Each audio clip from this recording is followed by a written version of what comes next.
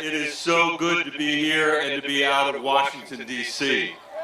I cannot tell you. And everybody here knows that Donald Trump is a clear and present danger to our democracy and to our children's future. And he has got to go. He has got to go. This reality TV show has got to end because it's our reality, not his reality TV show. And we need to send him back to Mar-a-Lago. And if we do our work over the next year, that's what we'll do. But beating Donald Trump is not enough. And that's why I'm running, and that's why I'm here today. It can't be our only goal. We need to focus on the real problems that led to his election. Listen to this. 9 million of the people that voted for Barack Obama twice voted for Donald Trump once. 9 million people voted for Obama twice and voted for Donald Trump once. That's as crazy as SEC rooting for Alabama in the SEC. It doesn't happen. But it happens when you're that desperate about the conditions in the country. And that's why we have to run on the real issues that Americans are facing, that 9 million people are facing who feel such economic dislocation, they're able to vote for those two very different people because they promised finally to change the economy so it actually would work for them, not just the people at the very top of the food chain. And our answer to that doesn't have to be some radical plan that is inconsistent with American values. I think Americans are too smart for that. I think they've seen that movie before, and that's not what they want. And they also know that Washington won't fix itself. It won't fix itself. We need an agenda that galvanizes the Democratic Party, yes, but also attracts some of that 9 million people back. And that's what I proposed in this campaign. Thank you for clapping for that, because that is the math. It's not enough just to win Democrats. We got to win those 9 million people back. And that's why I have an economic agenda that will make work pay finally again in this country and reduce childhood poverty by 40%. A health care policy that will finish the work that we started with the Affordable Care Act, with a public option to create universal health care in 3 years and drive down costs, including drug costs, in this country. An education plan that's not about free college, but as a former school superintendent, is about free preschool for every kid in America who needs it, and that's every kid in America. Because our kids need us to step up for them before they start falling behind, not after it's too late. And a climate plan that can unite the American people and overcome the idiocy of Trump's climate denial in the White House. And to do any of that, and to do any of the stuff that the other candidates are going to talk to you about here today, we have to fix a broken Washington. We have to fix a broken Washington. Washington isn't going to fix itself. I can do this part without notes. I can't do that part without notes. Yes, I can. We have to overturn Citizens United. We need a constitutional amendment to do it. When I'm your president, I'll lead that fight in all 50 states. We have to end partisan gerrymandering in this country so people can pick their politicians and not the other way around. We should have a lifetime ban on members of Congress from ever becoming lobbyists. Half the people that leave become lobbyists in Washington, D.C. And we need to make sure that every single American has the right to vote in every single election. That's what we need to do. It's not complicated. Joe Cunningham knows how to do it. You know how to do it. You know how to win in hard places. I know how to win in hard places. I am the only candidate in this race that's won 2 national races in a purple state. And we're going to need to win those states to not just win the presidency, but to kick McConnell back to Kentucky, which we need to do. That's what we have to do. You know, South Carolina, I'm going to answer your questions in a minute, so start thinking of some hard ones, because I'm not going to make you listen to a 20-minute speech. But let me tell you 2 last things. When I decided to run for president, I was talking to my family about it, and my 15-year-old said, "Oh, you should run, run." And I was really impressed because I couldn't believe how proud she was of me and my policy ideas until I realized that she was saying run because it was a way of getting me out of the house and away from her. But my oldest daughter, Caroline, said, "Dad, if you run and you tell the truth and you lose, no one can fault you for it." And I said to her, "Caroline, that's good because there is absolutely no other reason for me to run, and there's actually no other way for me to win. And I'm here to tell you the truth, and the truth is I can win, and I can beat Trump because of the agenda that we put together. I know I'm not high in the polls, I'm not as well known as some of the other candidates, but I've done the hard work over the last 10 years to know what it's going to take for us to do this. And I think all of us, confronted by a president who doesn't believe in democracy, who doesn't believe in the rule of law, who doesn't believe in the independence of a judiciary, who ran for office saying, 'I alone can fix it,' which is what he told the American people, stripping them of any agency of their own. What I'm here to tell you is that the opposite is true. Whether we beat or don't beat Trump comes down to you, and whether we can govern this country again in the interests of the next generation comes down to you. And we have examples of people that we can look to when we're thinking about how hard this work is going to be, so that we don't think of it as a burden, but we think of this work as an opportunity. The people who were the founders of this country in one generation did 2 incredible things. One was they led an armed insurrection against a colonial power, and that was called the Revolution, and it succeeded. The other thing they did was write a constitution that would be ratified by the people who would live under that constitution. They did that in one generation. But they did something terrible as well, which is they perpetuated human slavery. And it took other Americans, in particular Frederick Douglass, who was born a slave, to end slavery in his lifetime.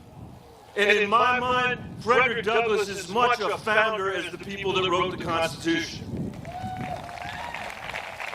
So, by the way, is Harriet Tubman, who led 150 Union troops to free the slaves in Beaufort County, just over there.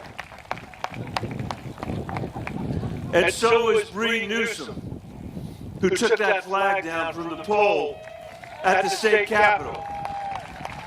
Those people are founders too, just like the people that wrote the Constitution. And I think in an America where Donald Trump says, "I alone can fix it," that's how you have to think of yourselves as founders.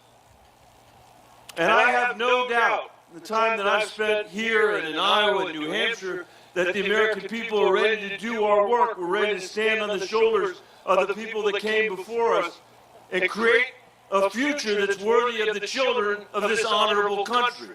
So yes, we need to send Donald Trump back to Mar-a-Lago, but we need to step up. There is no easy answer. There is no shortcut. There is no tweet that's going to solve this. It's going to be hard work of Americans coming together and turning the page in red parts of this country and in blue parts of the country to say we're going to lift our children up on our shoulders and create a brighter future for them and for this country. I'm Michael Bennet. Thanks for having me here today. I'd like to answer some questions with whatever time is left.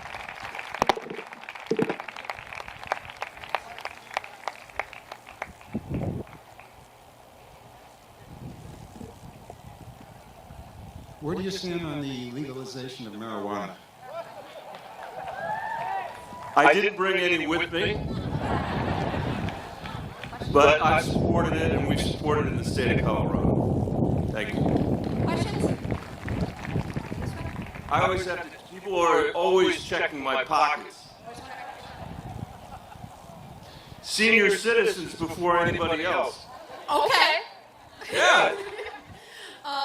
What is your stand on the inequality of income that's in our country at this point? What is my stand on inequality? I think that's the #1 challenge we face, and I have the best plans in this race to deal with it. It's a massive increase to the child tax credit, massive increase to the earned income tax credit. We also have to raise the minimum wage in this country. But as I mentioned earlier, my plan would reduce childhood poverty in America by almost 40%. It would end $2 a day poverty for children in this country. That's what my plan would do. And by the way, it would cost 3% of Bernie's health care plan to do it. And I can tell you, as the former school superintendent of a district with 95,000 kids, the majority of whom are struggling in poverty, that making that kind of difference for them would be the most profound thing that we could do.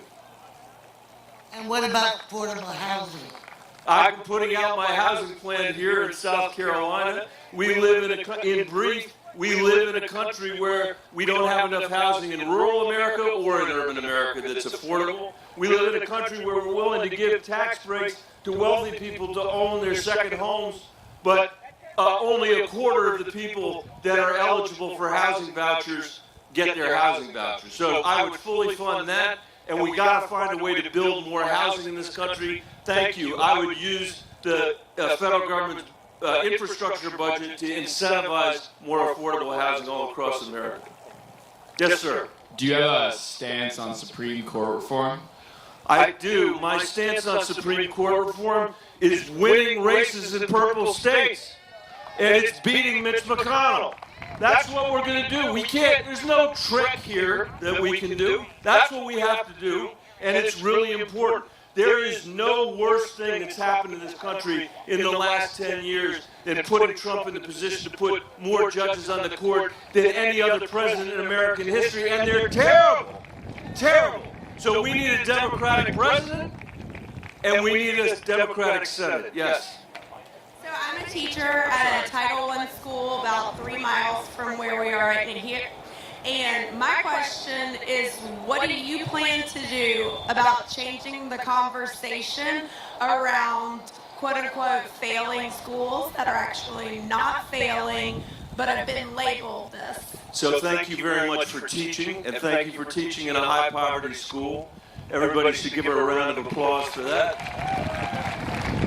And I'm the only person who's ever run for president, as far as I know, who actually was a school superintendent. For 5 years, I was the superintendent of the Denver Public Schools. And one of the first things we did was completely change the way we measure progress in our schools, so that we were measuring actual kids over time rather than comparing one set of kids to another set of kids and then calling our schools failing schools. And it made a huge difference because we could see the progress then that was happening, much of which was happening in our Title I schools that had been completely invisible before that. Second thing I'd say, you didn't ask about this, but the second thing I'd say to you is we have to start paying teachers in this country like they're the professionals that they are. Do you know why we pay teachers so little in America? Do you know? The reason we pay them so little is we used to have a labor market here that discriminated against women and said you have two professional choices. One's being a teacher and one's being a nurse. And so we said, come teach Julius Caesar every year for 30 years of your life, and we're not going to pay you for it because nobody's going to be able to ask you to do anything else. We don't live in that economy anymore. We don't live that way anymore. And we're losing 50% of the people from the profession in the first 5 years because we are unwilling to make the investment that our kids deserve. And if I am president, this is going to be one of my top issues. So thank you for raising it, and thank you for teaching. Last question. As president, what will you do to limit the power of the president? as president, what will you do to limit the power of the president? We have a broken Congress, and Washington is broken. I've written a book about it. If you're really bored, you can read it. It's called The Land of Flickering Lights, and it's not about me. By the way, I didn't even have the sense to put my face on the cover. But what we have to do is fix our exercise in self-government so that we're actually passing stuff in Congress. And we have to pass stuff in Congress. We need a president who can get things through. I know I'm getting the hook. Let me leave you with this thought before you give me the hook. You're going to hear all these people come in front of you today, and they're going to tell you that climate change is an urgent problem and we have to solve climate change, and I agree with that. By the way, it's hard to solve that when you have a climate denier in the White House. We should have never lost the race to a freaking climate denier, and he should be the last climate denier that is ever in the White House. The last one. But listen, this is why this question is so important. It's not enough to act urgently on climate or anything else for that matter. It's not enough.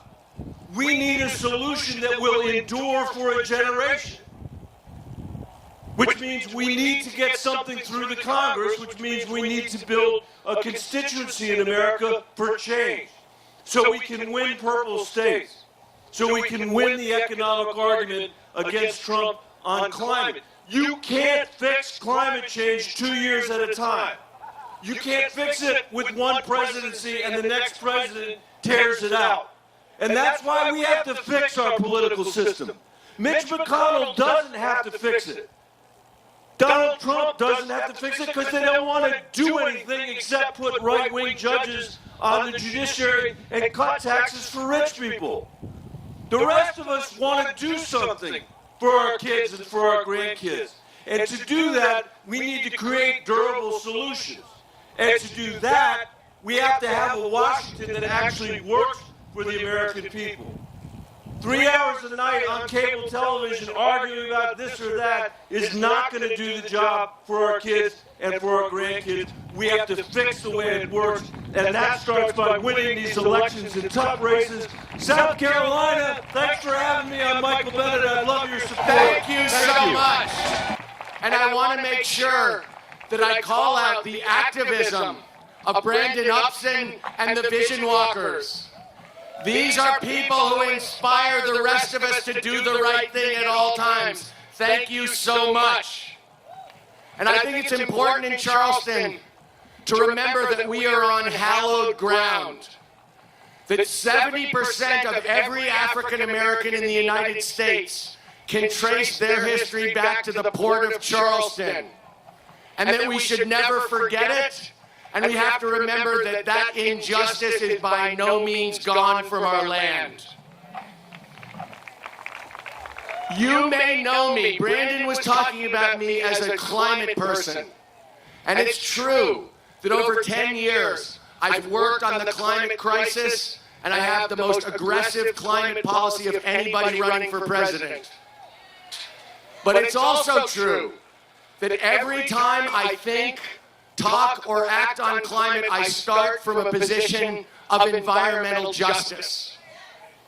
Here in South Carolina, several months ago, I went to Denmark, to a rural African American community where the water is unsafe to drink and the people are getting sick and their lives are threatened.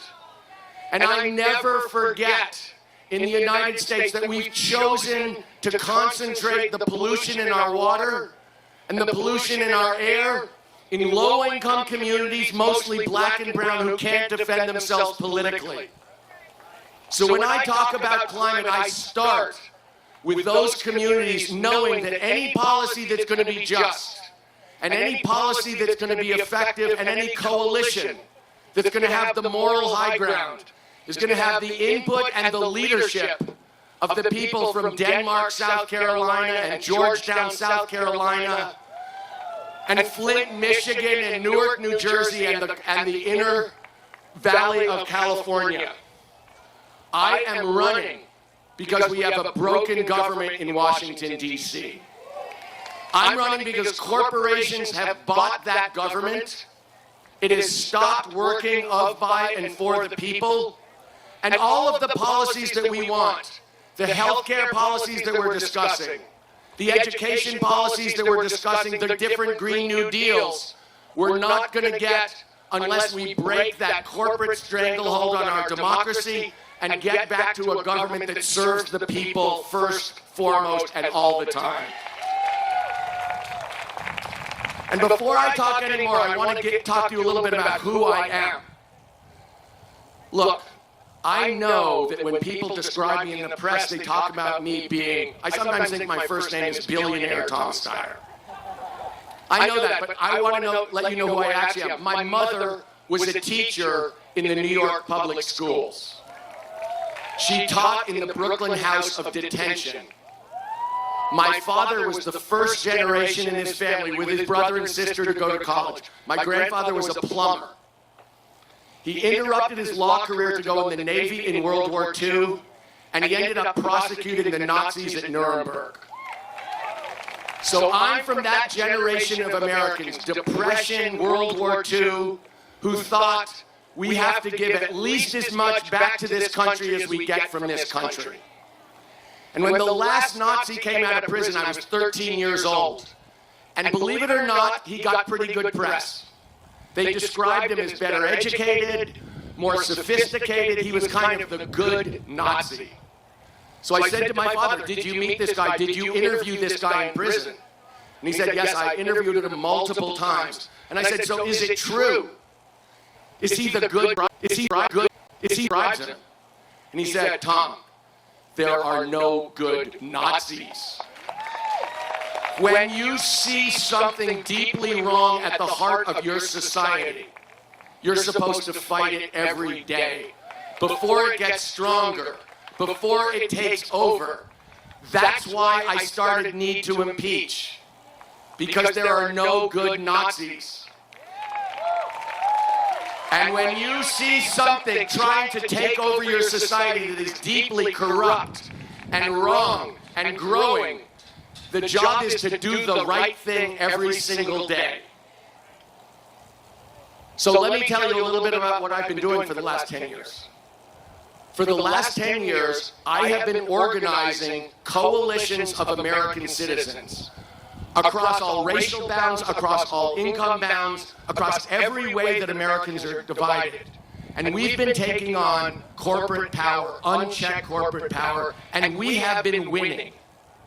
I took on the oil companies when people thought there was no chance to beat them, and we beat them. I closed $1 billion corporate tax loophole and gave the money to public schools. I took on the tobacco companies and got $3 to $4 billion a year from them and gave it to Medi-Cal, which is the health care for the lowest income Californians. I also worked in California to close money bail. We don't have money bail in California anymore because it's so unjust. And if you look at this criminal justice system, it is rife with injustice, and we have to change it. We don't have to reform it. We have to transform it. So, as we head into a recession, if you guys read the paper, you can hear this economy is weakening. I built a business from a single room, no windows, no employees, not a penny from my parents, into a multi-billion-dollar international business. We're going to need competent, safe hands to make sure that the prosperity is continued in the United States, but that it's shared much more fairly through the American people. And as I think you might have heard me say on television, I am dying to expose Mr. Trump as the fraud and failure that he is. He was a fraud and failure as a businessman. He's been a fraud and failure as a steward of the American economy. That tax plan they passed was the biggest giveaway to rich people and corporations in American history. It hurts every working American. We have to undo that as soon as possible. And his other big move, which is the trade war, is a total flop. Talk about a fraud and a failure. It is specifically hurting people in South Carolina. It's hurting the farmers. The Volvo plant was supposed to be shipping cars to China. That's off. I would drop the trade war on day one of my administration. It's a mistake. Look, we have two big challenges ahead of us. We have got to break this corporate stranglehold on our democracy. I'm talking about term limits for congresspeople and senators, 12 years. No one else is going to say that in this race. Everybody else would be subject to term limits. But if we had term limits, we'd be rid of Mitch McConnell today. We'd be rid of Chuck Grassley today, and we would be rid of Lindsey Graham this day. I'm talking about a national referendum that the people can put a law on the books, on the ballot, and if Congress won't pass it, then the people can pass it into law. We get rid of the congressional monopoly on passing laws. And I can tell you, if we had this, we would have mandatory background checks on every gun purchase tomorrow. Everybody wants it, but they won't give it to us because the gun manufacturers won't let them give it to us. We have to get rid of the incredible race-inspired voter suppression in this country that goes on. We see hundreds of thousands of voters prevented from voting based on race in an organized attempt in the United States to change outcomes. And if you think about what has been sacrificed to get African Americans the right to exercise their franchise in this country, this isn't just a crime. This is a crime against the spirit of the United States. It's got to end right now. And lastly, I know the Supreme Court said it's true, but corporations are not people. Drug companies are not people. The Supreme Court said a lot of things that were wrong and wicked if you go back in our history.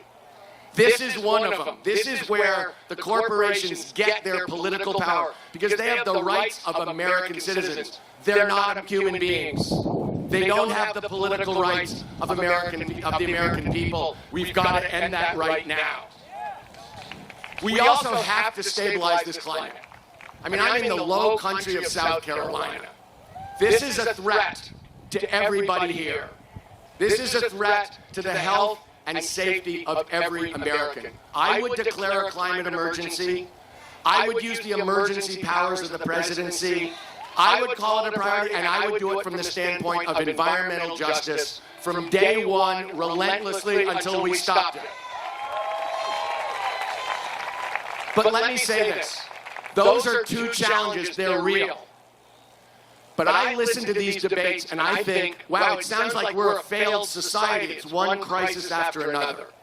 We're the most successful society in the history of the planet Earth. We have two challenges in front of us, but if we just do those two things, get back the democracy to the people and stabilize the climate, we are in the best position of any people ever. We will get everything. We will get health care as a right for every American citizen. We will get the education from pre-K through college that our young people deserve. We will get a living wage for every American. There's been a concerted attempt to attack working people for 40 years. If we get back the government, we will get a living wage because one job should be enough to support a family. The right of every American citizen to clean air and clean water. No one gets to poison you or poison your family so they can make more money. That's out. Gone. So look, I know that we're at a critical juncture right now. I know that the Republicans are going to be incredibly upset about this election, and they're going to turn out because they think if they lose, that they're not going to be able to cheat anymore, and they're going to lose forever, and they're right. And we're going to be upset because if we don't win this election, we're going to feel like it could be the end of the world as we know it. And we're right. And I know that people are scared about how this is going to turn out. And there may come a time in America when we don't have the guts to impeach a corrupt president. And there may come a time when we don't have the determination to end the deep corruption in our capital. And there may come a time when we don't have the will to arrest climate change and preserve the world and hand on a better world to the next generation. But this is not that time. This is our time. This is our time when we are going to do all of that. We have the will to organize. We have the determination to show up. And we have the determination to win big across the board, drive this president out of office, take over the Senate, change the future of the United States forever, change what it means to be an American. This is our time and we're going to do it. Thank you very much. Mayor, I knew you were talented. That's talent at a whole other level.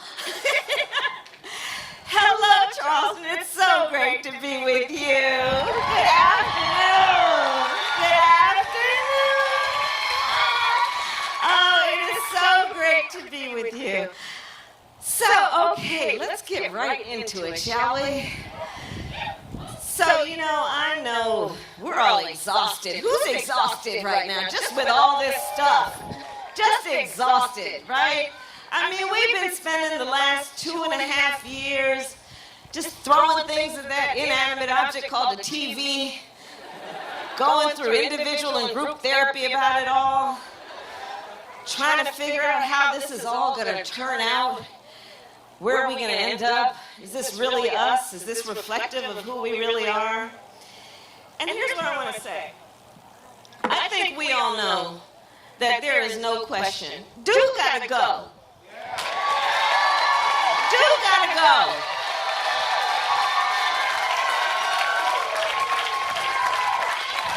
It's just a simple, obvious point. Dude gotta go. So, here's the thing I want to remind everybody of.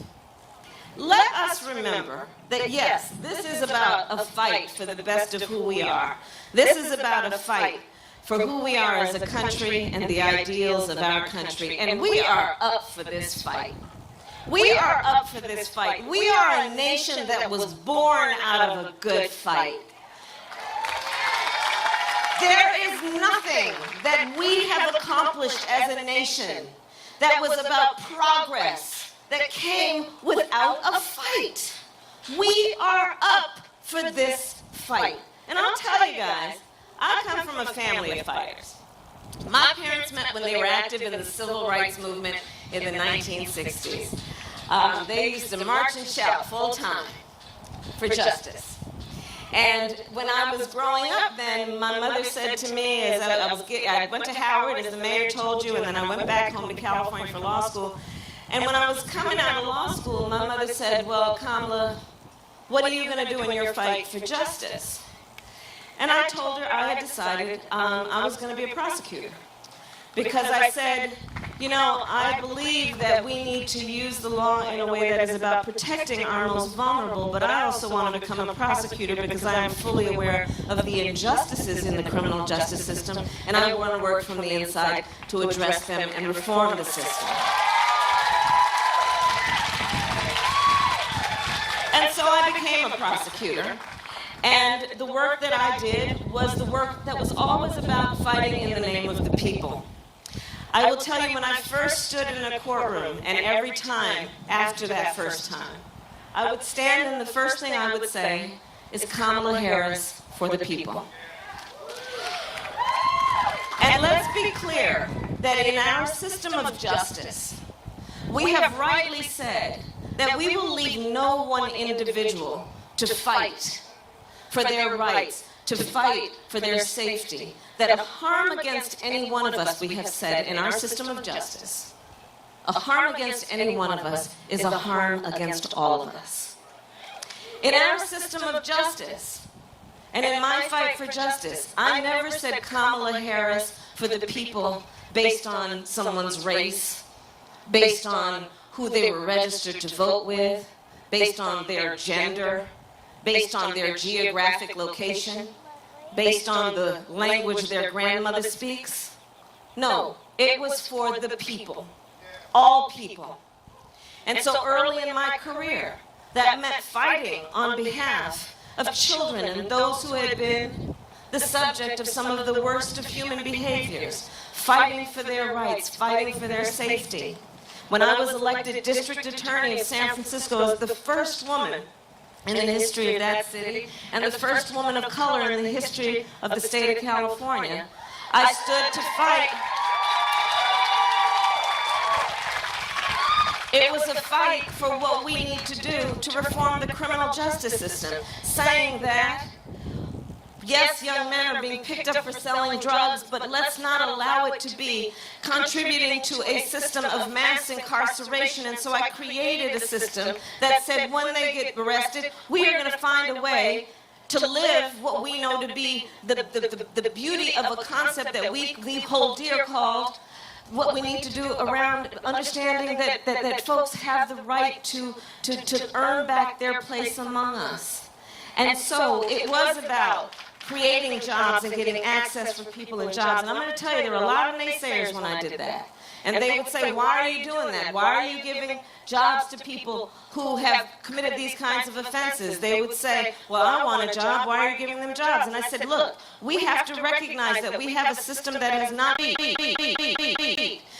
that relate to drugs like a crime instead of understanding it as a public health issue. And we need to put resources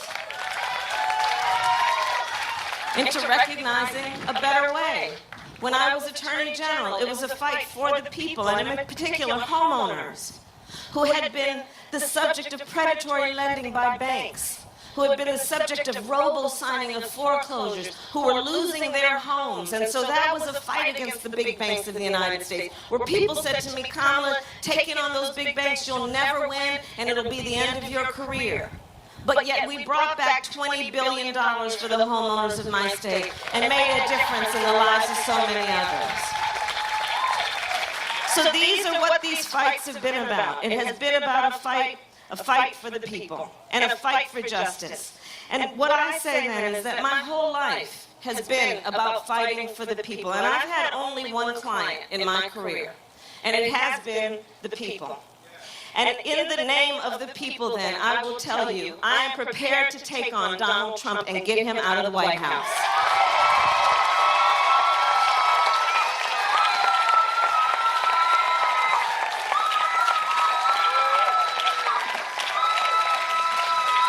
And that's why I'm running.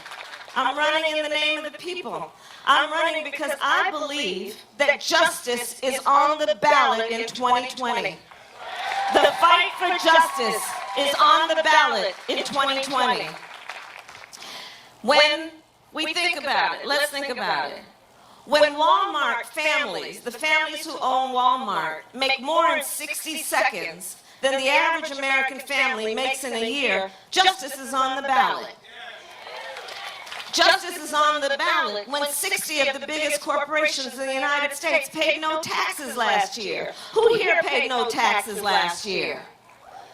Justice is on the ballot when they pass a tax bill benefiting the top 1% and the biggest corporations of America. Meanwhile, half of American families can't afford a $400 unexpected expense, and in 99% of the counties in the United States, if you're a minimum wage worker, you can't afford market rate for a one-bedroom apartment. Justice is on the ballot. Justice is on the ballot. When we talk to our students and they tell us things like they've told me, which is they say, Kamala, with tears in their eyes, I don't think I can have children because I can't afford it because of my student loan debt. Justice is on the ballot. Justice is on the ballot. When we talk to those families who are up at night worried about hurricanes and floods and wildfires because of the climate crisis that the people in Washington, D.C. are full-time denying because they are in the back pocket of oil companies. Justice is on the ballot. Justice is on the ballot when we look at the babies of our community, our elementary, middle, high school students who are up at night afraid because when they started going back to school in the last few weeks, they had to have a drill during which they learned about how they should hide in a closet or crouch in the corner in the event that there is a mass shooter roaming the hallways of their country. And when we know that the reason is because there are cowards in Washington, D.C. who have failed to have the courage to have a comprehensive background check requirement and a renewal of the assault weapons ban, justice is on the ballot.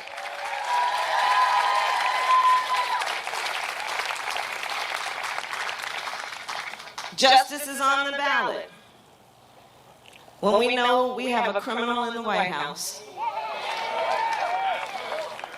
who has been trading and attempting to trade our taxpayer dollars, holding them hostage in exchange for what he is trying to get from the head of a foreign government to manipulate yet again the outcome of a race for president of the United States. Justice is on the ballot. And let's be, what we've got here is a walking indictment, walking in a red tie. Justice is on the ballot. And so the point is obvious. He sold people out. Donald Trump sold people out. You know, he came in office promising a lot of people a lot of things. He promised working people. He said, I got you. I see you. I understand you. I will take care of you. He told working people from farmers to auto workers, I will take care of you. But then what did he do?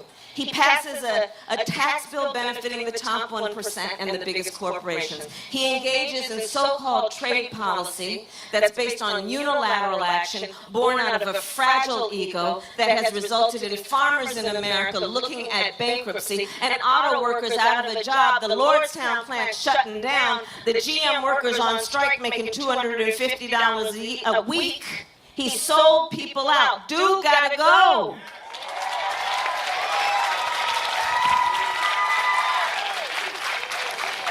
He sold out our values. He sold out our values with a policy that's been about putting babies in cages and separating children from their parents in the name of border security, when in fact what it is a human right of the United States government. Dude gotta go. He sold out our country when he denies what the American intelligence community has told us. Russia interfered in the election of the President of the United States, but instead he prefers to take the word of the Russian president over the word of the American intelligence community. Where there was an American student who was tortured and later died, he prefers to take the word of a North Korean dictator over the word of the American intelligence community. Where there was a journalist who was assassinated, a journalist who had American credentials, he prefers to take the word of a Saudi prince over the word of the American intelligence community. Dude gotta go!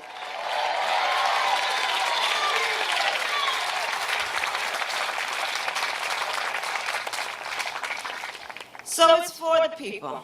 It's for the people. And right now we have to admit there are a lot of folks who are hurting.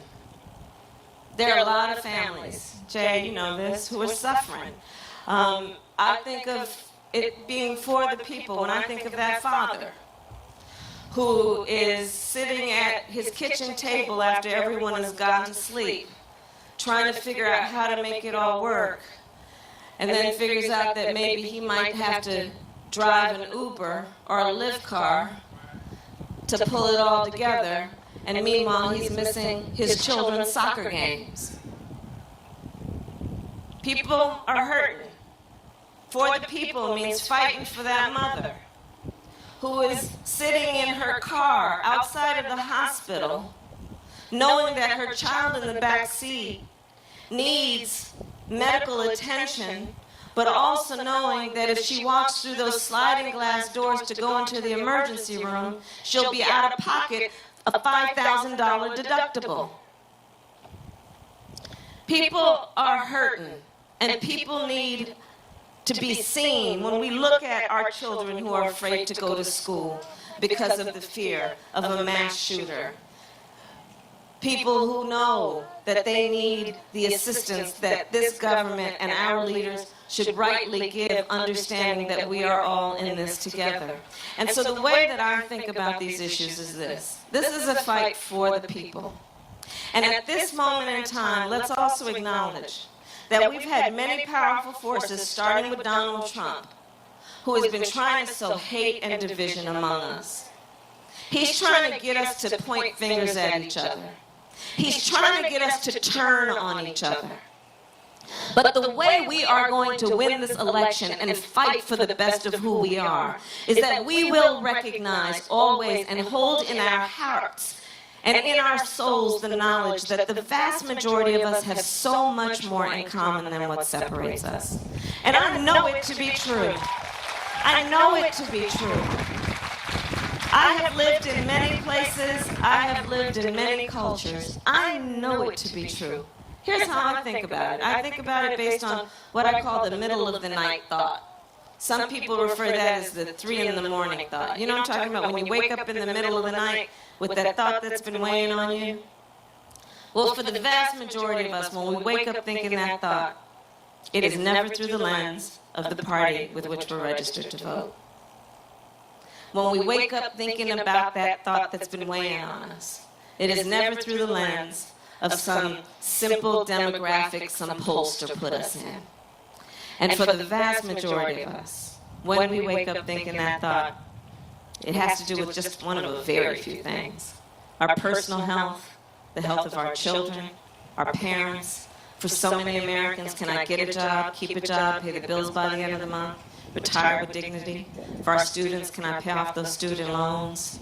For so many of our seniors, do I have to make a choice between filling my prescription or filling my refrigerator? For so many families, how can I help my family member get off their opioid or drug addiction?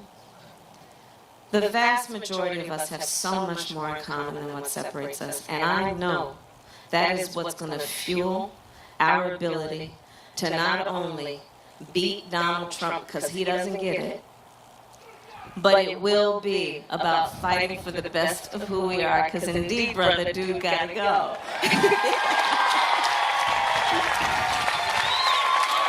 But I want to... Dude gotta go. But there's one more thing I want to talk about before I leave the stage. There's one more thing I want to talk about before I leave the stage. And it's you know, this is a group of folks who've been involved, so many volunteers and people who are active knowing what's at stake in this election. So one of the things I just want to talk briefly about is what I think of as the elephant in the room in this campaign. And really it's more like the donkey in the room. And it's this conversation that's been coming up during the course of this election about electability. Who can get elected, and is America ready for them? And the conversation has been coming up in connection with my campaign, so I just want to deal with it, because I'm at the point, I'm 9 months into this campaign, I don't want to waste your time, I'm in the real talk at this point. So let's have some real talk. So people saying, oh, I don't know if America's ready for a woman of color to be president of the United States. You know, I am, but I don't know if everybody else is. People saying, you know, oh, there's been nobody like her to do that before, and it may not be her, you know, may not be time, may not be her turn, you know, may not be possible. But I'm going to tell you guys, this is a conversation I have heard every single time I have, here's the operative word, won.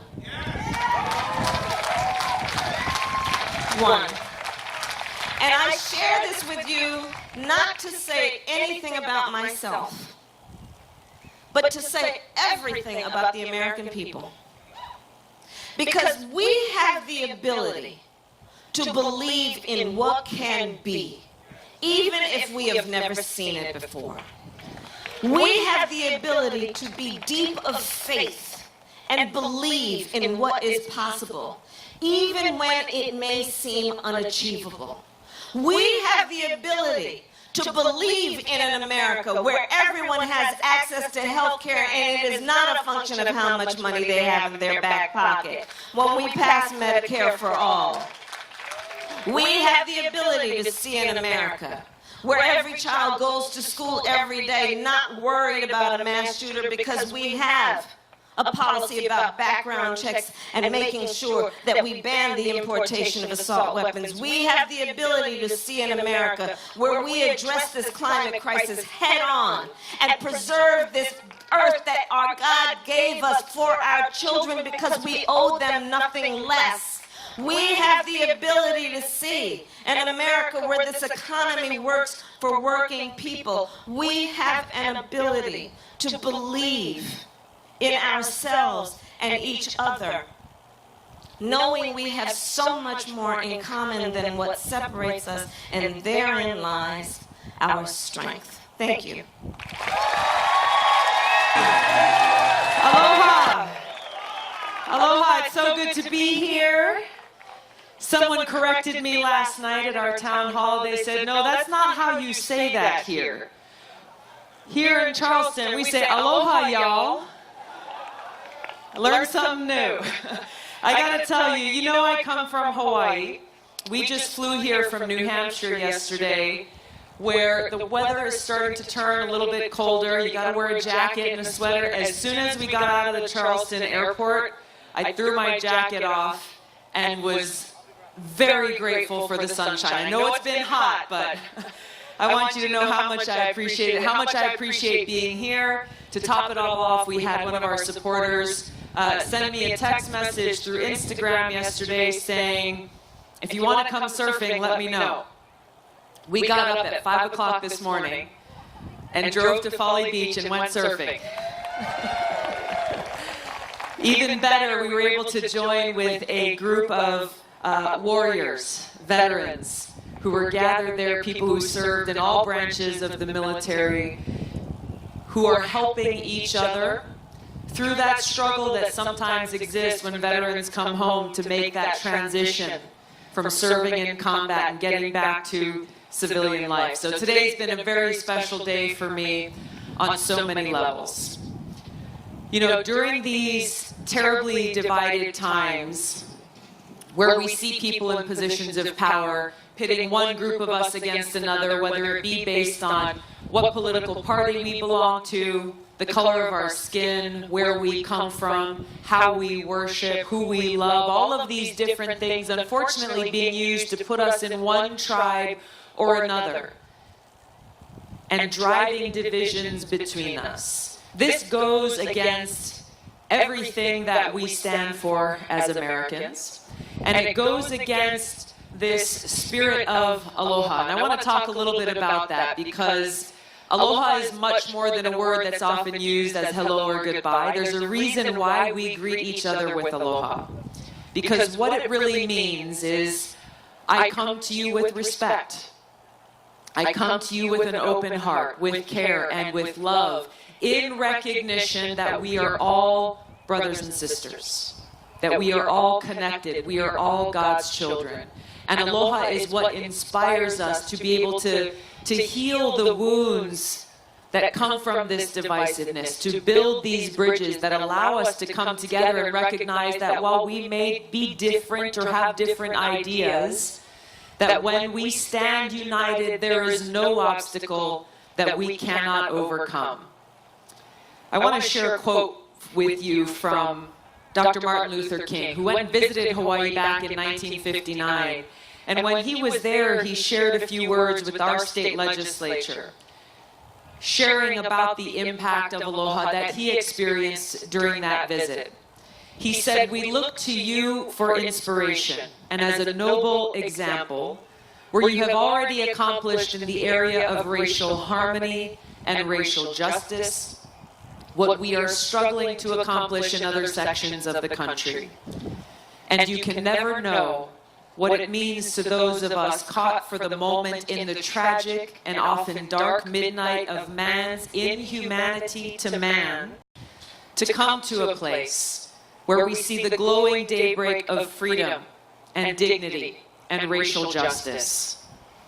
When he left Hawaii and then he returned back to the mainland, as we call it, he said of his visit there, as I looked at all of these various faces and various colors mingled together like the waters of the sea, I could see only one face, the face of the future.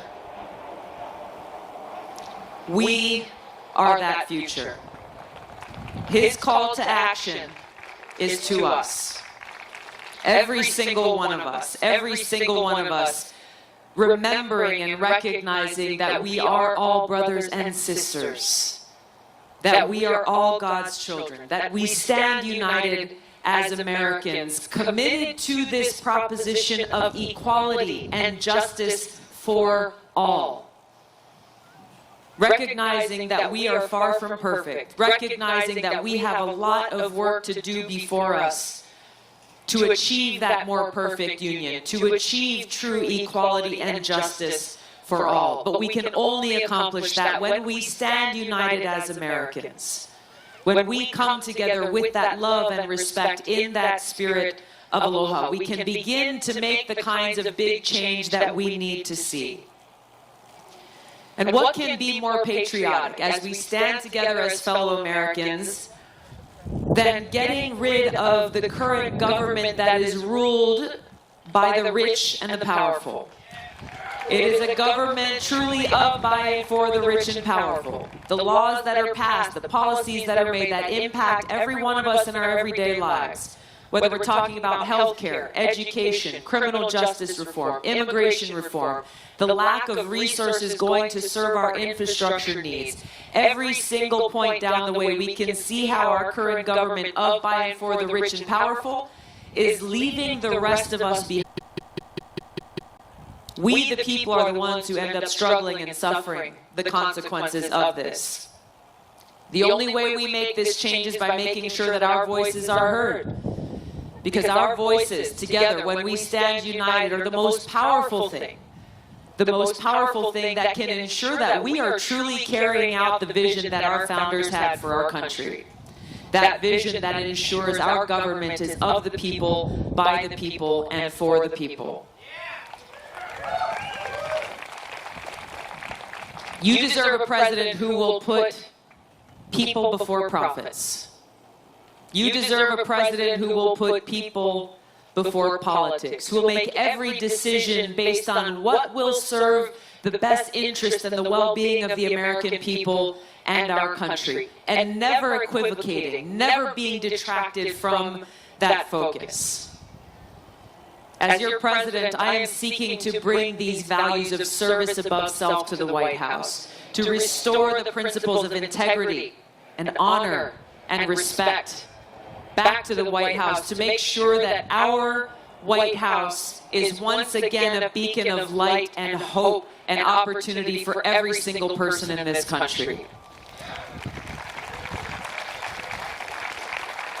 As your president, I'll crack down on the crony capitalism of big insurance and big pharma, who are raking in profits while everyday Americans are struggling and suffering, trying to decide, am I going to pay the rent this month, or am I going to buy the insulin that I need for my child?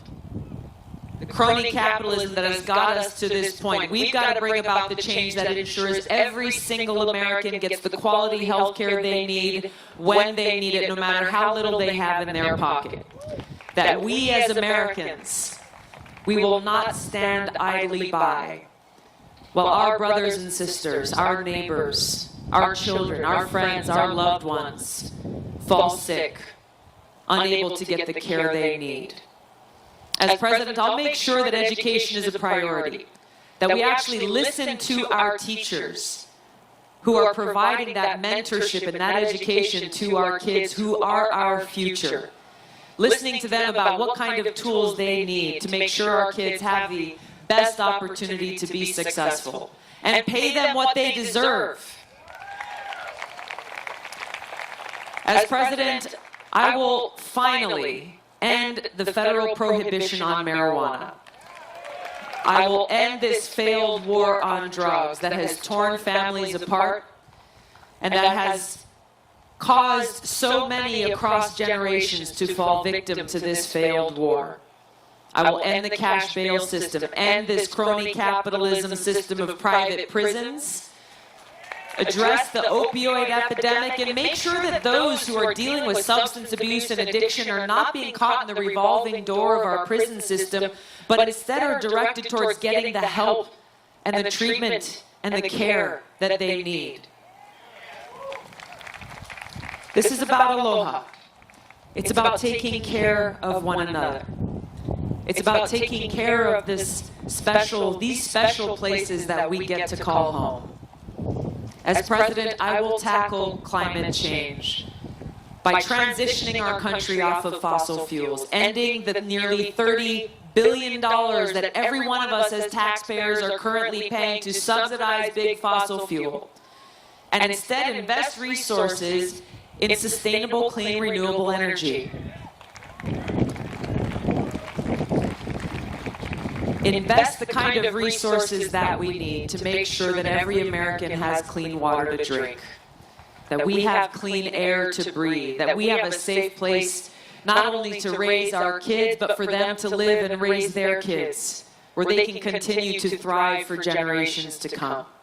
Investing what we need to now in climate resiliency to make sure our communities are safe today, but working with leaders of other countries to tackle this global challenge as a global community, leading with a foreign policy based on cooperation rather than conflict that enables these kinds of partnerships to exist.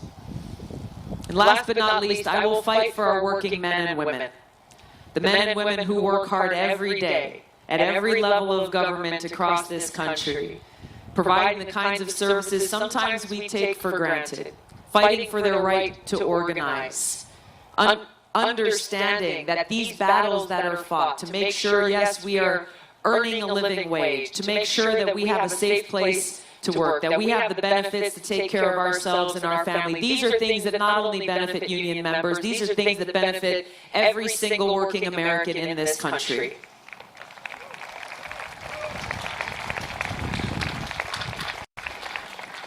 I'd like to take a moment, if you'll indulge me, and ask our veterans or military family members who are here to raise your hands or please stand and allow us to thank you for your service.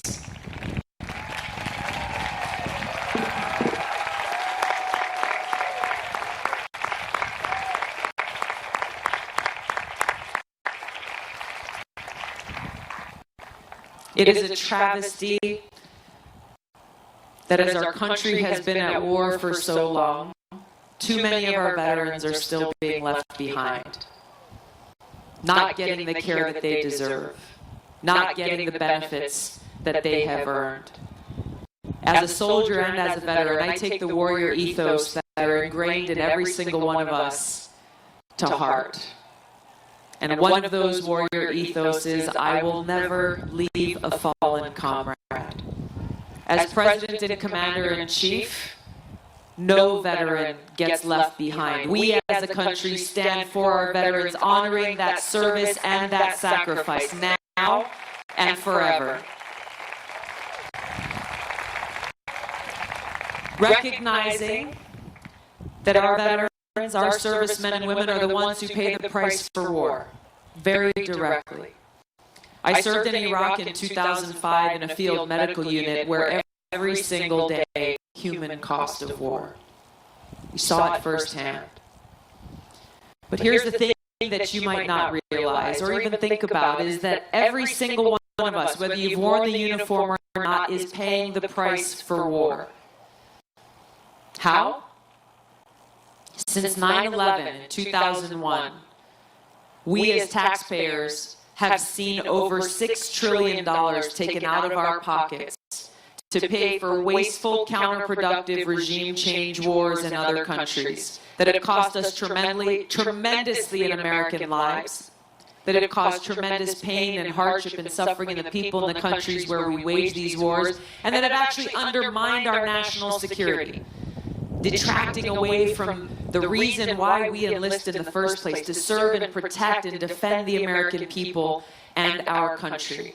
And here's the thing, is that every single dollar that went to pay for these counterproductive regime change wars, that's going to pay for this new Cold War we are in, an arms race with escalating tensions between the United States and other nuclear-armed countries like Russia and China. Every dollar that goes towards these wars and these weapons is a dollar that's coming out of our schools, coming out of our healthcare system, coming out of the needs that every one of our communities has right here at home.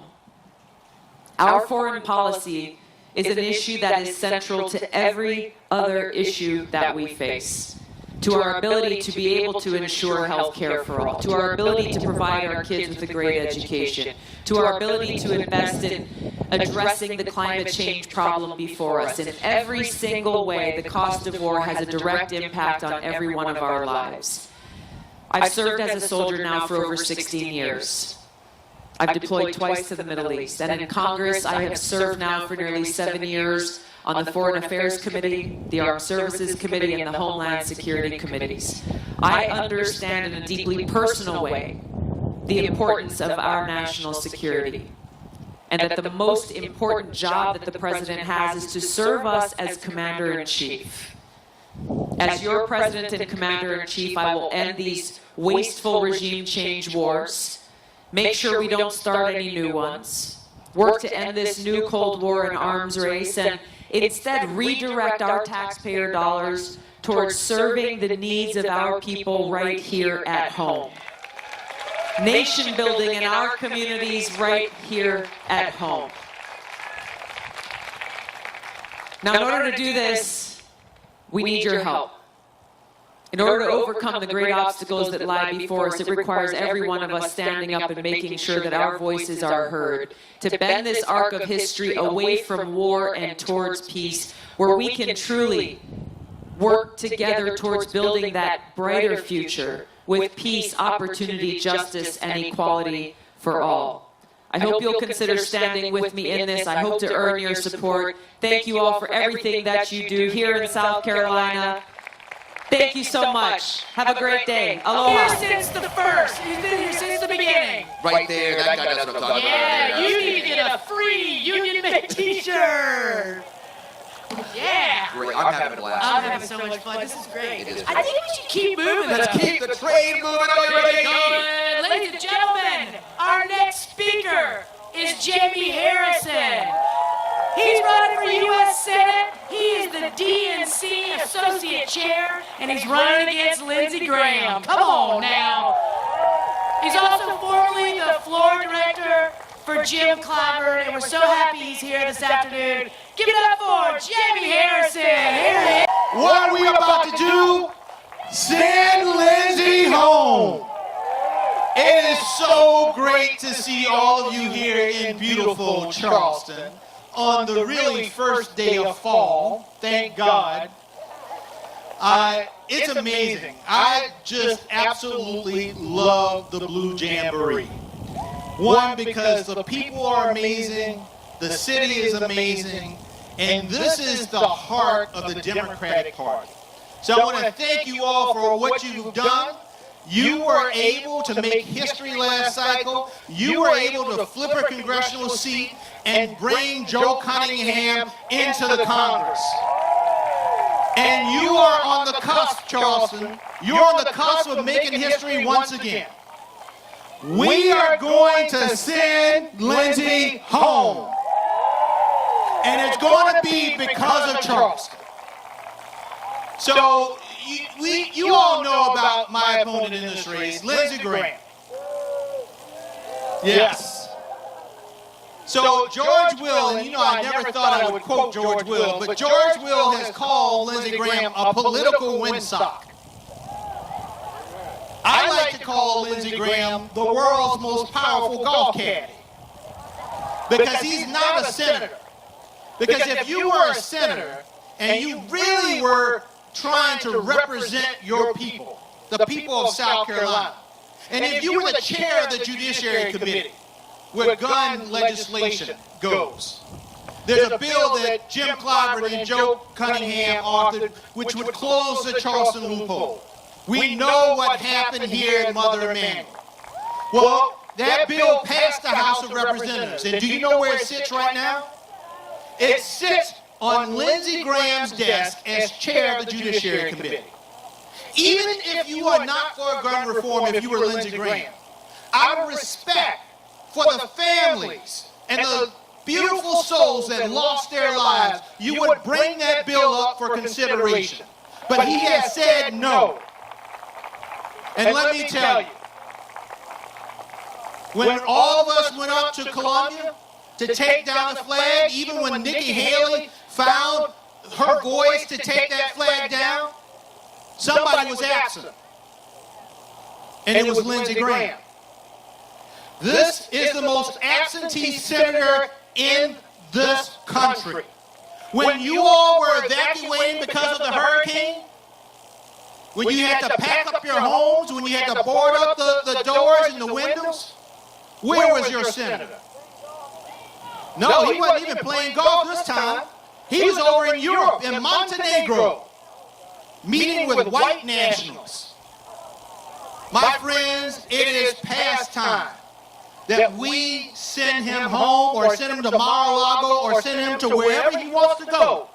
But he should not be in Washington, D.C. representing the great people of South Carolina.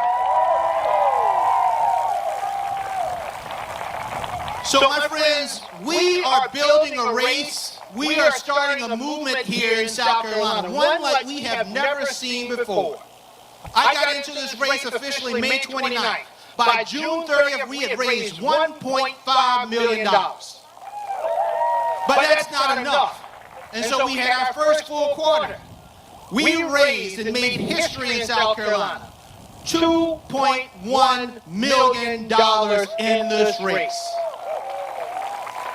Because in order to win, we have to have the resources to build a ground game like we have never seen before. In all 46 counties, knocking on doors of black folks, white folks, Latino folks, Asian folks, and everybody in between. We have to reach everybody, and we have to educate them about Lindsey Graham and his record. But we have to motivate them to go out and vote. There are two big obstacles in terms of us winning the seat. We're going to have to rebuild trust between us and the people, and we're going to have to give people hope again, my friends. How do we rebuild trust? I tell the story all the time. When I was first chair of the South Carolina Democratic Party, I went out canvassing into a rural part of South Carolina. And while I was there, I knocked on the door of this elderly African-American man. He was off of this dirt road. And he said, "Son, who are you?" And I said, "Sir, I'm the chair of the Democratic Party." He said, "What do you want?" I said, "I'm here because this is the most consequential election in our lifetime." You know, we say that every year. But this year we actually mean it. And he said, "Son, let me tell you something." He said, "You see that road you came up on?" I said, "Yes, sir." He said, "What kind of road is that?" I said, "It's a dirt road." He said, "Son, that was a dirt road when Ronald Reagan was president. It was a dirt road when the Bushes were president. It was a dirt road under Bill Clinton and Barack Obama. Son, that's still a goddamn dirt road. So either until you Democrats or Republicans pave my road, I don't want to have anything to do with it." So I was a little hurt. But I started thinking about what this man really meant.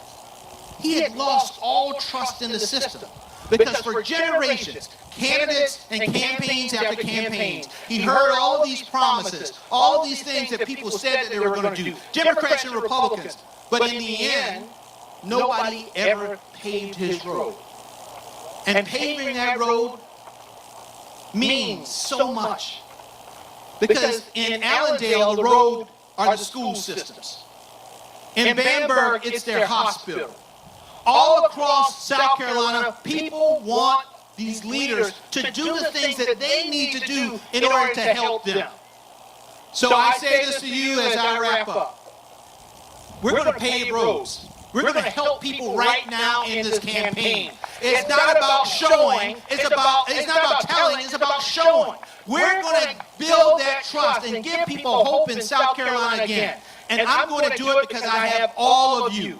All of you are the movement and the army that we need to send Lindsey Graham home. Thank you so much. Thank you so much, Charleston, for doing this. I'm looking forward to winning with y'all next November. I mean, you're going to be booked all over the country for every major introduction that goes on. Well, thank you for having me. Thank you for doing whatever kind of weather dance you did to keep the rain away. I was worried about it. We're on our way here. Nick, who's with me, I said, I really think it's going to rain. There's a wind blowing. The sky doesn't look great. He said 0%, so he was right. So it's really great to be with you. I've been off the road a little bit from campaigning because my oldest daughter got married last week. I'm blessed with 4 daughters, and my oldest one got married, and my son-in-law, I like him very much. And we had a wonderful ceremony. It was an interfaith ceremony.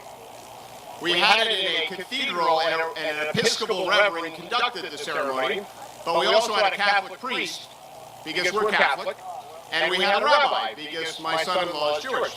And it was just beautiful to watch this ceremony. And everyone commented afterwards, in a time of such kind of darkness and division, that it was so nice to see 3 religious leaders conduct themselves in such a beautifully interwoven fashion and talk about love and promise and optimism for the future. And so it's put me actually in a really good mood. So it's great to be with you here. So Abraham Lincoln once said that nearly every man and woman can withstand significant adversity, but give them power and you will test their character.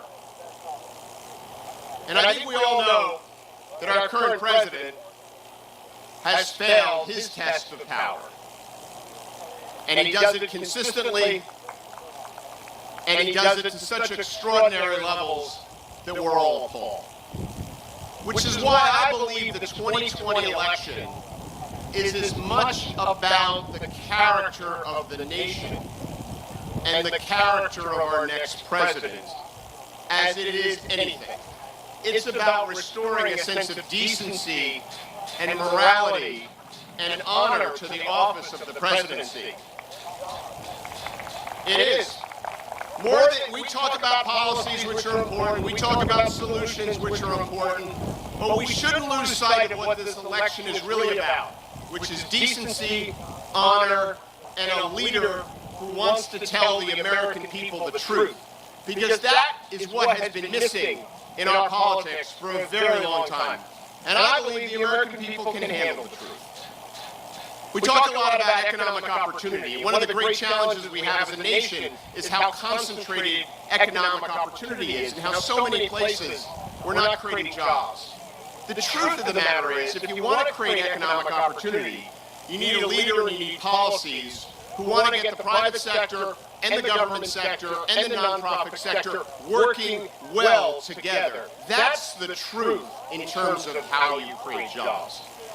The truth is the world is interconnected and more interdependent than it's ever been. That is the truth. And nationalism and isolationism is the wrong answer to every question we could ask ourselves. Whether it's Trump's form of nationalism or, God forbid, a Democratic version of it. We have to engage around the world. That is the truth. The truth of the matter is we do need universal health care. Every American should have health care as a basic human right. But the truth of the matter also is that shouldn't come with taking away choices with the American people. Which is why my plan, Better Care, gives everyone health care as a basic human right for free from the government, but allows them to have choices. The truth of the matter is climate change is an existential threat for the next generation, and if we want to fulfill our most fundamental responsibilities, which is to leave the world better than we found it, we have to address it. But the truth is we can't address it on the backs of hard-working Americans. We need solutions that grow our economy and create jobs while we're dealing with this threat. That is the truth. And the truth is, many Americans are suffering. The president's going to make this election about the economy. And let's face it, unemployment numbers are low. In fact, they're a 50-year low. But the truth is, it's not about jobs, it's about people's pay. And that's the problem that we have. Over 40% of your citizens here in South Carolina can't afford their basic necessities.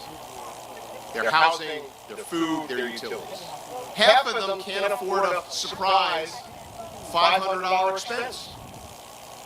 This is the first generation of young Americans who will not do better than their parents. If you were born in the United States of America in 1950, the chances of you doing better than your parents were 90%.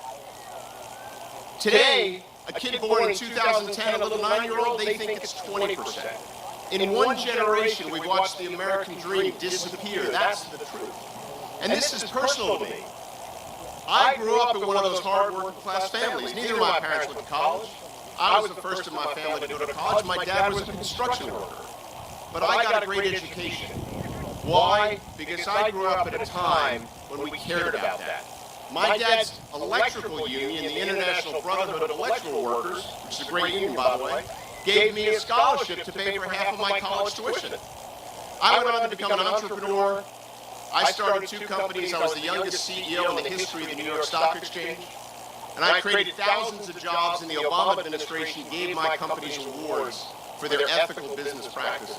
And then I went on to serve in the Congress of the United States and proudly serve my country. That's the story of the American dream, and I've been very blessed and privileged. But too few young people have those opportunities today. So the truth is, these young people who are struggling and Americans who are struggling, they don't need more ideology. They don't need more partisanship. They don't need more gridlock. What they need is solutions. They need us to build infrastructure, $2 trillion of it, to rebuild communities all over this country. They need us to double the earned income tax credit, to put money in the pockets of hardworking Americans.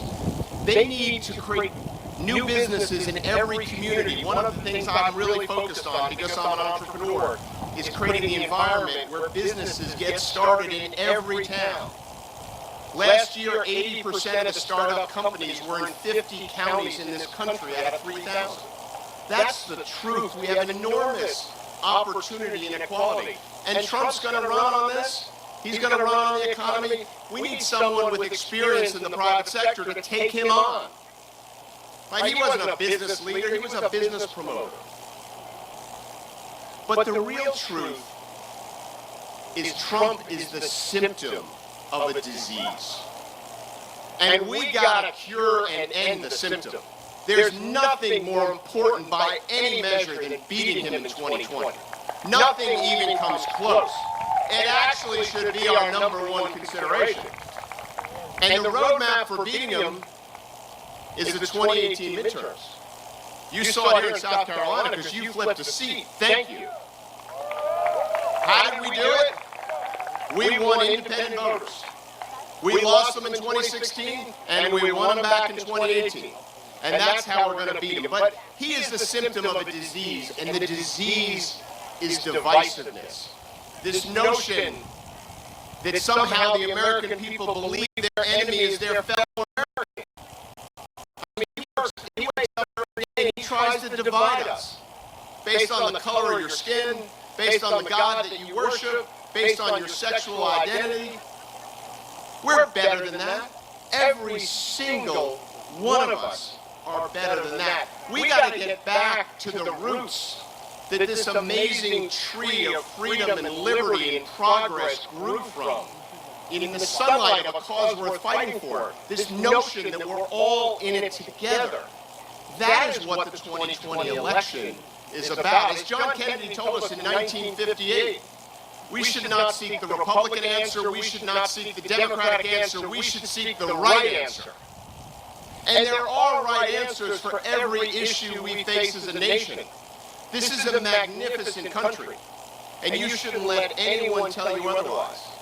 We have every advantage any nation could possibly want to have in 2019, except for one thing. We got a federal government that doesn't work for the people.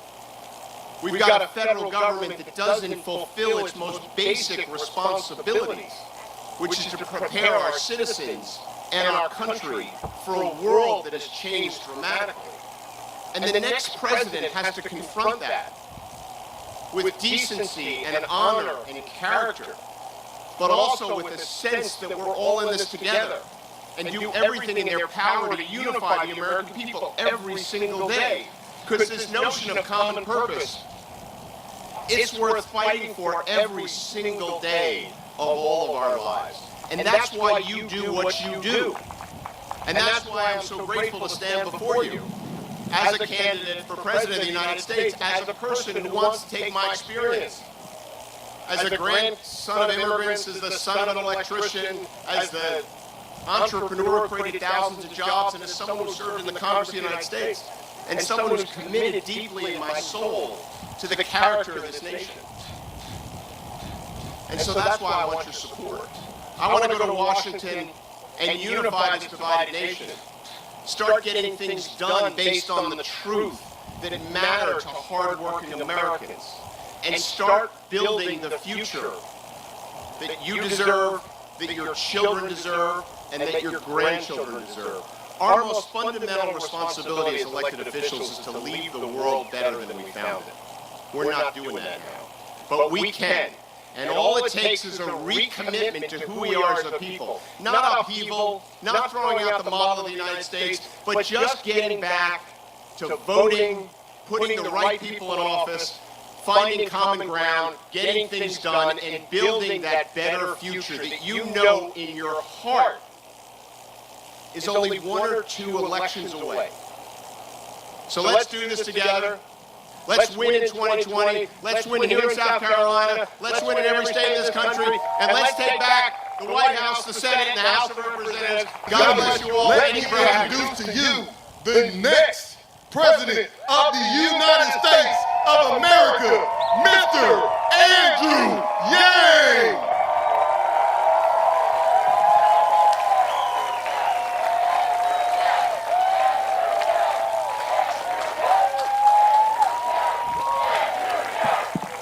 Hello, South Carolina! It's okay, you don't need to listen to Jermaine. I love you guys, though. I love the Yang Gang. Thank you all. It's tremendous to be here. You don't know it, you don't feel like it all the time, but you are among the most powerful people in our country today. Where I did the math, do you know how many Carolinians were? About 500. So there are 500 people here today, that's like 250,000 Californians. It's like 6 football stadiums full of Californians. That's why presidential candidates will come to you all and present our vision for the future of this country, because you can actually control that future. Again, it doesn't feel like it, you're just living your lives. You're Democrats and independents and Republicans and conservatives who are here today. Mostly Democrats though, am I right? But you all can turn this country in a whole new direction in just a few short months. And the question you all have to ask yourself is this, it's a question that Democrats have to get right in particular. The question is, how the heck did Donald Trump become our president in 2016? I mean, everyone here, you have friends and neighbors and family members, as do I, that voted for Donald Trump. And if you were to turn on cable news, to your point, why would you think that he's our president today? You all know Russia, yes, what else on that list?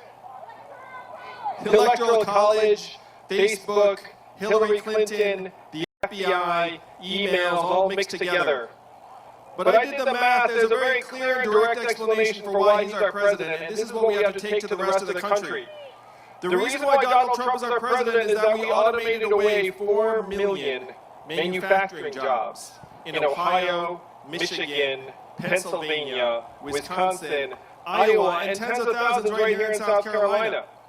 There's a straight line up between the adoption of industrial robots and automation in a voting area and the movement towards Donald Trump.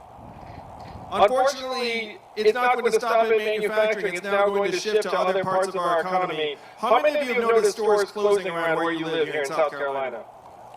And why are those stores closing?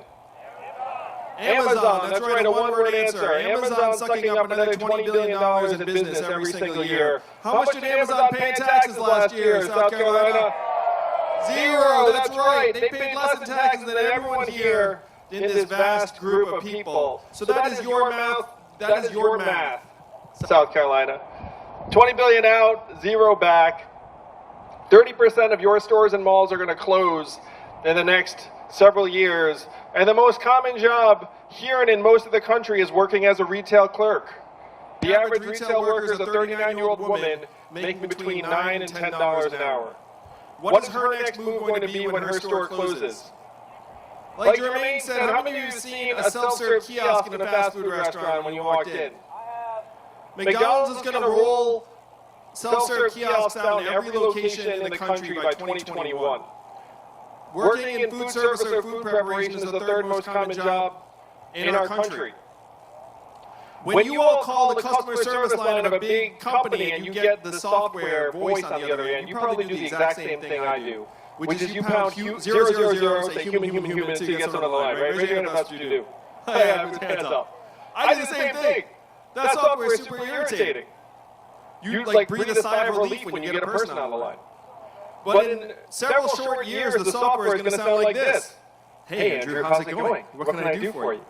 It's going to be fast, efficient, delightful. You might not even realize it's software. What is that going to mean for the 2.5 million Americans who work in call centers right now, who make on average $12 to $14 an hour? Donald Trump is not the cause of all of our problems. He's a symptom. He's a manifestation. We're in the midst of the greatest economic transformation in the history of our country, what experts are calling the fourth industrial revolution. When is the last time you heard a politician say the words fourth industrial revolution? Just now, am I right, South Carolina? And I'm barely a politician, in case you haven't noticed. I'm going to talk about one example that's near and dear to many of you. How many of you know a truck driver here in South Carolina? No surprise, driving a truck is the most common job in 29 states. And my friends in California are working on trucks that could drive themselves. They're motivated by the most American of reasons, the money. $168 billion a year in cost savings if they can successfully automate away truck driving jobs. What is that going to mean for your friends and neighbors and the 3.5 million Americans who drive a truck for a living right now, make about $50,000 a year, 49-year-old men? Or the 7 million Americans who work in truck stops, motels, and diners that rely upon the truckers getting out and having a meal. The robots don't need to stop. If you're a human truck driver, you know this. You have to get out of your truck after 14 hours so you can go to sleep. The robot truck never needs to stop. And only 13% of American truck drivers be in negotiation. The robot trucks are already on our highways in Arizona. UPS just invested. You can actually YouTube clips of the self-driving trucks on our highways right now.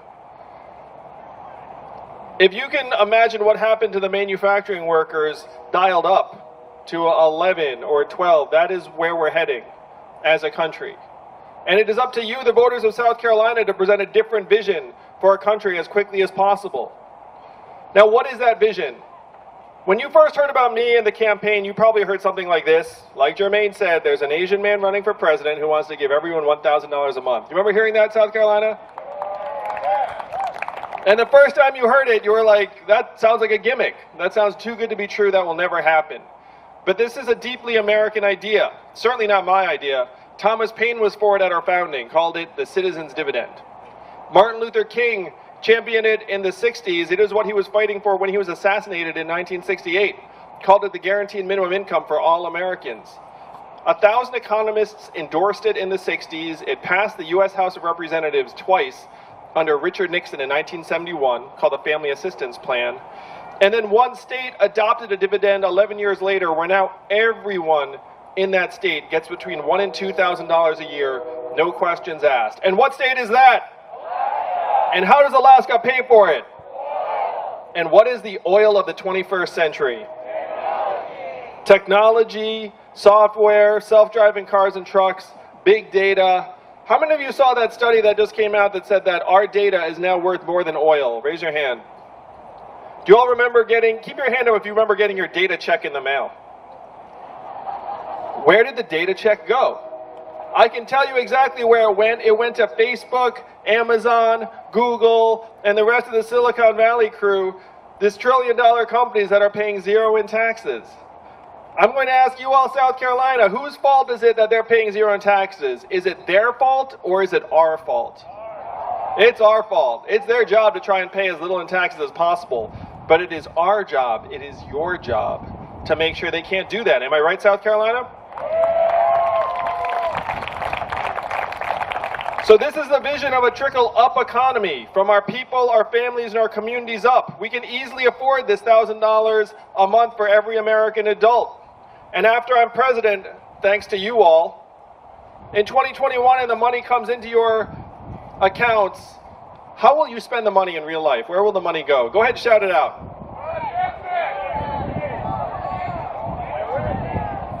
Clothing for the kids, start a business, tuition. How much of it would stay right here in South Carolina? Almost all of it. A little bit of it would float up to the cloud. You'd upgrade your Netflix subscription, maybe buy an extra toaster on Amazon. But most of it would go to the things you spend money on every single day. Daycare expenses, car repairs you've been putting off, Little League signups, local organizations, local political causes. This is the trickle-up economy that you can make real as early as 2021. This is the vision of the economy we have to take to the rest of the country, and with you at the helm, it can spread like wildfire. Because right now, we are heading off a cliff. We're going in the wrong direction. How many of you were excited about GDP when you woke up this morning? You're like, oh, even though it's a weekend, I'm gonna make a big contribution. Of course not, it's ridiculous. It's gotten so bizarre that our GDP is at record highs, also at record highs in America today. Stress, anxiety, student loan debt, even suicides and drug overdoses, all record highs. It has gotten so bad that our life expectancy has declined for 3 years in a row. Do you all want to know the last time America's life expectancy declined for 3 years in a row? I love you, Yang Gang. The Spanish flu of 1918, global pandemic that killed millions. That's the last time America's life expectancy declined for 3 years in a row. Now it is declining because suicides and drug overdoses have overtaken vehicle deaths as cause of death in the United States. But it's okay because GDP is high. That's the perversion of the economy that we're in right now. We're following GDP off a cliff, and even the inventor of GDP 100 years ago said this is a terrible measurement for national well-being and we should never use it as that. 100 years ago, here we are, trumpeting it. So if you don't get excited about GDP when you wake up in the morning, South Carolina, what would get you excited if I say it got better in your towns and communities? Childhood success rates, yeah, as a parent, how many of you would get excited about that? How about clean air and clean water? How about mental health and freedom from substance abuse? How about our own health and life expectancy? These are the measurements we should be using for our own progress, and as your president, I will update GDP to the new American scorecard, and I will present it to you all every year at the State of the Union. I'll be the first president to use a PowerPoint deck at the State of the Union.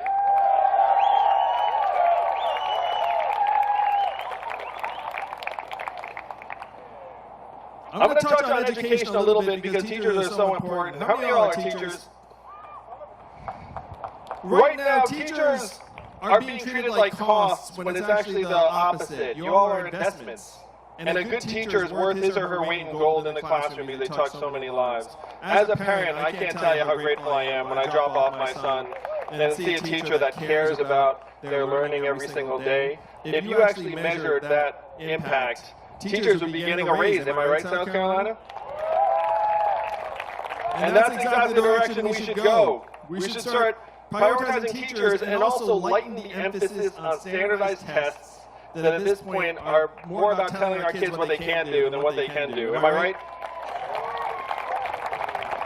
A bit of a history lesson. We actually came up with the SAT during World War II to figure out which kids we didn't want to send to the front lines. And now we still use the SAT every single year, like every year is wartime. And that's messed up. There's no reason to do it. So this is the vision of our economy that we can get excited about, a vision where our kids go to school to learn, and the teachers have a chance to teach in a genuine way. that we can measure our economy by our own progress and well-being. We have a sense of how to solve the real problems of our time instead of serving these productivity stats that are increasingly meaningless. Because right now, unfortunately, we have all been brainwashed to think that economic value and human value are the same things. They are not. And if we persist in acting like they are, we're going to continue to tear each other apart. The technology is not going to care if you're a smart, conscientious, hardworking truck driver or a lazy one. The robot can still do the job better. So we have to wake our fellow Americans up to the fact that it is not immigrants that are causing these problems. It is technology and the evolution of our economy. Donald Trump is our president today in part because he got some of the problems right. He came and said, we're going to make America great again. And what did Hillary Clinton say in response? America's already great. Remember that, South Carolina? And that did not work. We need a different message. We need a new vision. Now, Donald Trump got some of the problems right, but his solutions were the opposite of what we need. What were his solutions? We're going to build a wall. We're going to make America great again. We're going to bring the old jobs back. We're going to turn the clock backwards. We have to do the opposite of these things, South Carolina. We have to turn the clock forward. Am I right?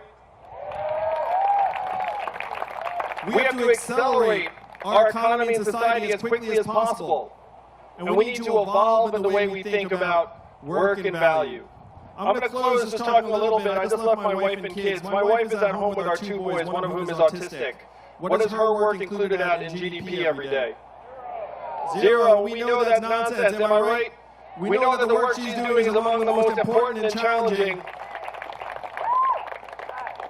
This is the vision of a human-centered economy that we have to present to the rest of our countrymen and women as quickly as possible. And I'm the ideal candidate to bring this message because the opposite of Donald Trump is an Asian man who likes math. Thank you very much, South Carolina.